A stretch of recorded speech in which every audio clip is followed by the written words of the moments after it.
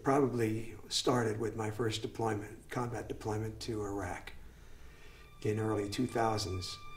And there was, in my church in Columbia, there was a retired Army chaplain. He had retired as a colonel, and then in his retirement had become a chaplain of our church. He helped the main pastor that we had. And he said to me when I got ready to deploy, he said, "I will pray for you every day at noon, and you can always know that when you look at your watch, wherever you are, know that noontime, Columbia, I'm praying for you."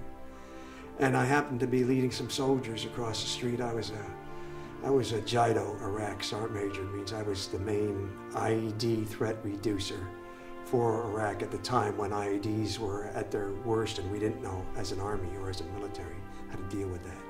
So it means the worst places, I was there with soldiers trying to reduce those IEDs, and I crossed the street one day, and it was, noonish, and a soldier next to me was cautioning me, "Be careful."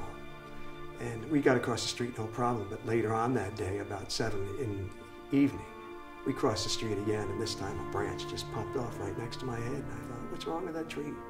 Well, a sniper had just fired at my head, and had just missed me. It was right next to my head. I still had that bullet, and I still have that branch.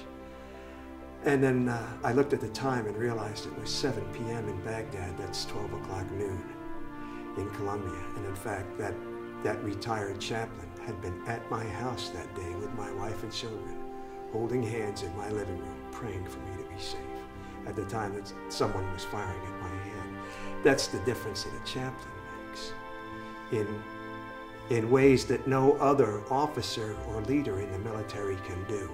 A chaplain can reach out and embrace the mystery that no one else in the entire military can deal with. Any other leader in the military has to say, "I know the answer to this," whether they do or not. But the chaplain has extreme power to be able to look you in the face and say, "I don't know. Let's take it to Jesus and pray on it right now and find out." And that's exactly what he did. And I believe I'm alive today because of the chaplain's ability to grapple with mystery that no one else in the military could do. Thanks be to God.